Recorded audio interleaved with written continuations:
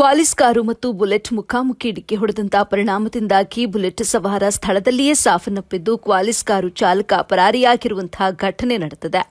Chikkaballapur taluk Patrenahalli gate Narasimhaswamy ದೇವಾಲಯದ ಬಳಿ ರಾಷ್ಟ್ರೀಯ ಹೆದ್ದಾರಿ 234ರಲ್ಲಿ ಕ್ವಾಲಿಸ್ ಕಾರು ಮತ್ತು ಬುಲೆಟ್ ವಾಹನಕ್ಕೆ ಡಿಕ್ಕಿ ಹೊಡೆದಂತಹ ಪರಿಣಾಮ ಬುಲೆಟ್ ಚಾಲಕ ಸ್ಥಳದಲ್ಲಿಯೇ ಸಾವನ್ನಪ್ಪಿದ್ದಾನೆ. ಮೃತ ವ್ಯಕ್ತಿ ಶಿಡ್ಲಘಟ್ಟ ನಗರದ ಗಾಂಧಿನಗರ ವಾಸಿ 50 ವರ್ಷದ ಮಂಜುನಾಥ್ ಅಂತ ಗುರುತಿಸಲಾಗಿದ್ದು, ಶಿಡ್ಲಘಟ್ಟ ಕಡೆಯಿಂದ ಬುಲೆಟ್ ಚಿಕ್ಕಬಳ್ಳಾಪುರ ಕಡೆಯಿಂದ ಬರುತ್ತಿದ್ದಂತಹ ಕ್ವಾಲಿಸ್ ಕಾರಿಗೆ ಡಿಕ್ಕಿ ಹೊಡೆದಿದೆ. ಕೂಡಲೇ ಕ್ವಾಲಿಸ್ ಕಾರು ಚಾಲಕ ಕಾರನ್ನ ಅಲ್ಲೇ ಬಿಟ್ಟು ಪರಾರಿಯಾಗಿದ್ದಾನೆ.